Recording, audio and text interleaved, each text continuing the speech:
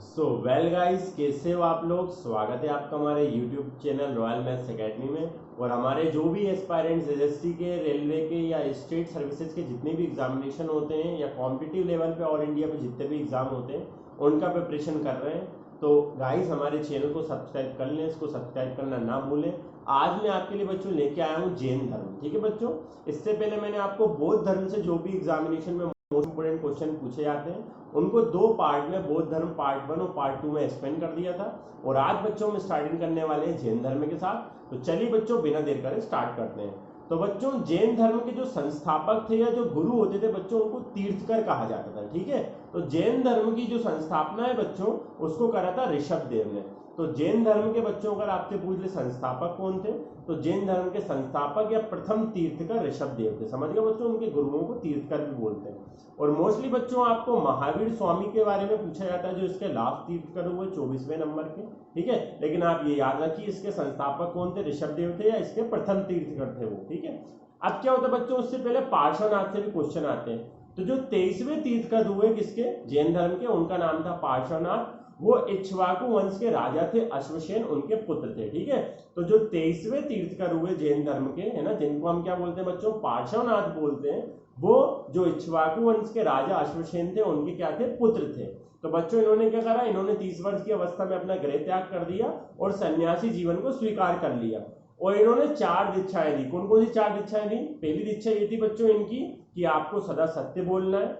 दूसरी बात, आपको हिंसा नहीं करनी है। तीसरी बात, आपको चोरी नहीं करनी है। और चौथी बात, आपको क्या करना है बच्चों, संपत्ति नहीं रखनी है अपने पास। ठीक है, तो आपने जितना भी देखा होगा जैनिज्म को फॉलो करने वाले लोग होते हैं वो इन दीक्षाओं को फॉलो करते हैं। तो पार्श्वनाथ ने बच्चों क्या करी थी, ये 4 प्रमुख शिक्षाएं, दीक्षा बोल सकते हो आप, दी थी। इसके बाद जो आपके 24वें तीर्थकर हुए या जैन धर्म के जो गुरु हुए, उनका नाम क्या था बच्चों, महावीर स्वामी।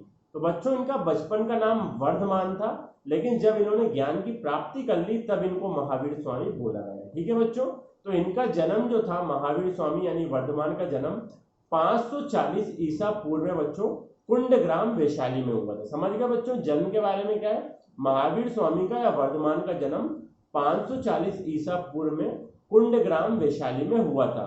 इनके पिताजी का नाम बच्चों सिद्धार्थ था, जो ज्ञात्रक कुल के क्या थे, सरदार थे। तो पिता का नाम याद रखना, महावीर स्वामी के क्या था, सिद्धार्थ, और ज्ञात्रक कुल के क्या थे, सरदार थे। इनकी जो माता जी थी उनका नाम क्या था बच्चों, त्रिशला, और ये लिच्छवी के राजा चेटक की बहन थी। समझ गए, तो जो महावीर स्वामी थी यानी वर्धमान की माता का नाम क्या था बच्चों, त्रिशला, और लिच्छवी के जो राजा थे चेटक, उनकी बहन थी इनकी माता जी। ठीक है बच्चों, अब क्या होता है, इनके विवाह के पश्चात, है ना, जब इनका विवाह हो जाता है, महावीर स्वामी का विवाह हो जाता है, तो इनकी पत्नी का नाम होता है यशोदा। क्या नाम होता है, यशोदा। और इनकी एक पुत्री होती है, पुत्री का नाम होता है अन्नोजा प्रियदर्शनी। क्या नाम होता है, अन्नोजा प्रियदर्शनी। जब बच्चों इनके माता पिता की मृत्यु हो जाती है, किसके, महावीर स्वामी के यानी वर्धमान के, तो इनकी एज करीब होती है 30 वर्ष। कितनी होती है, 30 साल की अवस्था में इनके एक बड़े भाई होते हैं नंदीवर्धन। क्या नाम होता है, नंदीवर्धन। ये उनके पास जाते हैं और बोलते हैं मुझे अब सन्यासी की भांति जीवन जीना है, यानी मैं सन्यास लेना चाहता हूँ। तो अपने माता पिता के समान अपने बड़े भाई नंदीवर्धन से आज्ञा प्राप्त करके ये निकल जाते हैं। 12 साल तक बच्चों कठिन तपस्या करते हैं। कौन, महावीर स्वामी यानी वर्धमान। तो क्या होता है बच्चों, कठिन तपस्या करते हैं तो रिजु पालिका नदी तट के किनारे, ये साल के पेड़ के नीचे बैठकर क्या कर रहे होते हैं, तपस्या कर रहे होते हैं। तो रिजु पालिका नदी के तट के किनारे जम्भिक के समीप, जगह कौन सी थी बच्चों, जम्भिक नाम की एक जगह थी। वहां पर 12 साल तक इन्होंने कठिन तपस्या करी, साल के एक वृक्ष के नीचे बैठकर, तब जाकर इनको ज्ञान की प्राप्ति हुई। तो जब इनको ज्ञान की प्राप्ति हो गई बच्चों, तब महावीर स्वामी जिन यानी विजेता, आहर्त, आहर्त यानी पूज्य, और निर्गंथ, निर्गंथ यानी बच्चों बंधन से हीन कहलाए। तो इनको 3 उपाधियां दी गई बच्चों। पहली उपाधि दी गई जिन, जिनका मतलब क्या होता है, विजेता। दूसरी आहर्त, आहर्त मतलब सबके लिए पूज्य। और बच्चों निर्ग्रंथ, निर्ग्रंथ मतलब जिसपे कोई बंधन ना हो, बंधनहीन कहलाए। समझ गए बच्चों, तो ये किसकी कहानी हो गई, महावीर स्वामी की। बच्चों कुछ इसके सिंबल होते हैं, जैसे मेन मैं आपको पूरे लिखवा दूंगा। जैसे जब ऋषभ देव थे बच्चों, तो ऋषभ देव का जो जन्म का जो प्रतीक था, है ना, उसको बच्चों काय से शो करा गया था, सांड से शो करा गया था। ठीक है, तो ऋषभ देव का जो प्रतीक था वो सांड था।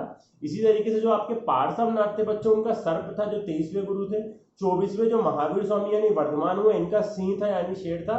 ऐसे जो मोस्ट इंपोर्टेंट होंगे बच्चों, उनकी मैं आपको लिस्ट बनवा दूंगा। ठीक है, जो भी बच्चों जैन धर्म को फॉलो करता था उनको निर्ग्रंथ बोला जाता था। मतलब जैन धर्म के अनुयायी क्या कहलाते थे? निर्ग्रंथ कहलाते थे। जैनिज्म को जो फॉलो करते थे उनको निर्ग्रंथ बोलते थे। ठीक है बच्चों।